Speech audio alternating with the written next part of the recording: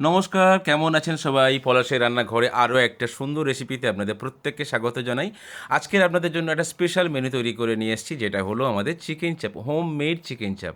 চলুন বাড়িতে বসে এই চিকেন চাপের আনন্দটা আপনারা নিয়ে থাকুন এবং রেসিপিটা দেখতে থাকুন। প্রথমে কিন্তু পেঁয়াজটা আমরা কেটে নিয়েছি এবং সেটাকে ফ্রাই করব খুব হালকা আঁচেতে। ওটাকে আমরা কিন্তু ভাজতে ভাজতে ওটাকে বেরেস্তা করে নেবো। দেখেছেন বেরেস্তা হয়েও গেছে। আমরা ওটাকে তুলে নিয়েছি একটা পাত্রেতে এবং তারপরে আমরা ওর সঙ্গে আমরা অল্প করে কাজু বাদাম এবং কিশমিশটাকে কিন্তু আমরা ফ্রাইড করে নেবো। তার আগে আমাদের কড়াইতে আমরা তেল চাপিয়ে দেবো।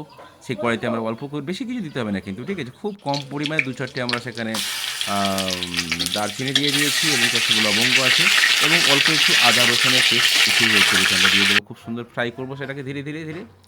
এবং এই যে তারপরে দেখতে পাচ্ছেন ওই যে আমরা নিয়েছিলাম ওখান থেকে কাজু বাদাম সমস্ত কিছু যে আইটেমটা আমরা তৈরি করেছিলাম, ওইটাকে কিন্তু ধীরে ধীরে ওটা আমরা এই তেলেতে দিয়ে দেবো একসঙ্গে। ওটাকে ধীরে ধীরে ফ্রাই করে নেবো, ঠিক আছে। এবং ওটাকে দেখতে হবে যতক্ষণ না পর্যন্ত আপনার কাজু বাদামটা খুব সুন্দর করে লাল লাল লাল লাল হয়ে যাচ্ছে, ততক্ষণ পর্যন্ত এটাকে হালকা আছে অর্থাৎ লো টু মিডিয়াম এই রকম ফ্লেমে কিন্তু আপনাদের ওটাকে ফ্রাই করতে হবে। যখন গিয়ে দেখবেন যে পুরো অংশটাকে কড়াই আর লাগছে না, পুরো কড়াই থেকে পুরো ফ্রি হয়ে যাচ্ছে, তখন ওটাকে নামিয়ে নেবেন এবং নামিয়ে নিয়ে ওটাকে কিন্তু বেটে নেবেন, ঠিক আছে। তাহলে মিক্সি হতে পারে, তখন শিলে হতে পারে, এবং যতটা ভালো বাড়তে পারবে তত বেশি ক্লিয়ার যেতে থাকবে। তারপর কড়াইতে আবার একটু তেল ঢেলে দেওয়া হলো এবং সেখানে আমরা দিয়ে দিয়েছি অল্প করে লবঙ্গ, অল্প একটু দারচিনি, একটা তেজপাতা এবং তার সঙ্গে দিয়ে দিচ্ছি অল্প পরিমাণ হলুদ এবং প্রয়োজন মতো লঙ্কা গুঁড়ো। এবার ওই যে পেস্টটা আমরা তৈরি করেছিলাম সেই পেস্টটা এখানে দিয়ে দিলাম, যেটা কিন্তু আমাদের আছে এখান থেকে কাজু বাদাম, যার মধ্যে আছে আপনার কিশমিশ, ওই যে বেরেস্তা বেরেস্তা দিয়ে সমস্ত যে পেস্টটা তৈরি করেছিলাম সেই পেস্টটা আমরা এখানে দিয়ে দেবো। ওটাকে খুব সুন্দর করে আমরা নাড়বো, নাড়তে নাড়তে যখন একদম পেকে আসছে, হালকা হালকা তেল ছাটে, সেই সময়টাতে কিন্তু আমাদের টক দইটা দিয়ে দেওয়া হবে। এবং অলরেডি কিন্তু চিকেনটা আমরা ওখানে ম্যারিনেট করে রেখে দিয়েছিলাম। আমরা কিন্তু এখানে অ্যাপ্রক্স 1200 গ্রামের মতো আমরা চিকেন নিয়েছি, খুব বড় বড় পিস করেছিলাম, যেটা আমাদের চিকেন চাপে সহায়তা করবে।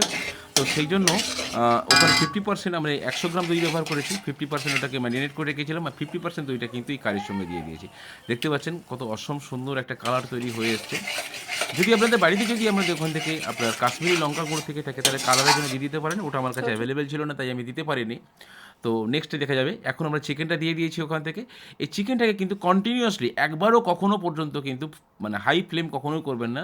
চেষ্টা করবেন লো টু মিডিয়াম ফ্লেম অথবা লো ফ্লেমেতেই কন্টিনিউয়াসলি করার চেষ্টা করবেন। ধীরে ধীরে ওখানে ওটাকে ফ্রাই করতে চেষ্টা করুন, ঠিক আছে।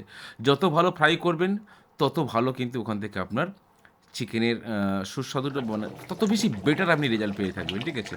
তো আমরা ওটা প্রায় অ্যাপ্রক্স 15 মিনিট ওটা ফ্রাই করেছিলাম এবং তারপরে মশলার যে জলটা ছিল সেই মশলার জল দিয়ে ধীরে ধীরে ধীরে ধীরে একসঙ্গে কিন্তু জলটা আমরা দিইনি, স্টেপ বাই স্টেপ জল দিয়ে গেছি। একটু শুকনো হয়েছে আবার জল, একটু শুকনো হয়েছে আবার জল, এইভাবে ধীরে ধীরে করতে করতে করতে করতে প্রায় নিয়ার অ্যাবাউট আধ ঘন্টা কিন্তু এরকম লো টু মিডিয়াম ফ্লেমেতে এটা আমরাকে সিদ্ধ করে নিয়েছি। দেখতে পাচ্ছেন কত দুর্দান্ত কালার এসে গেছে। এটা কিন্তু কাশ্মীরি গুঁড়ো লঙ্কা ছাড়াই কালারটা তৈরি হয়ে এসছে। তো বন্ধুগণ, আমার এই ভিডিওটা আপনাদের কেমন লাগলো, রেসিপিটা কেমন লাগলো, অবশ্যই আপনি কমেন্ট বক্সে জানাবেন। যদি আরও ইমপ্রুভ করার কোনো প্রয়োজন থেকে থাকে আপনি সেটাও আমাদের জানাতে পারেন।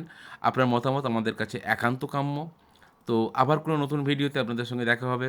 তো good night, good night, good night. ও বন্ধুরা, ছোট্ট একটা মিস্টেক। আমি তরকারিটাতে না একটু ছোট করে মিঠা হাতও দিয়েছিলাম, দু ফোঁটার মতো। আর ওতে দিয়েছিলাম একটুখানি হাফ সিপির মতো সম্ভবত গোলাপ জল দিয়েছিলাম। তো এটা যখন আপনারা বানাবেন কিন্তু এটা অবশ্যই দিয়ে বানাবেন, ঠিক আছে। Sorry to mistake. আবার দেখা হবে নতুন কোনো ভিডিওতে। এখনকার মতো টাটা।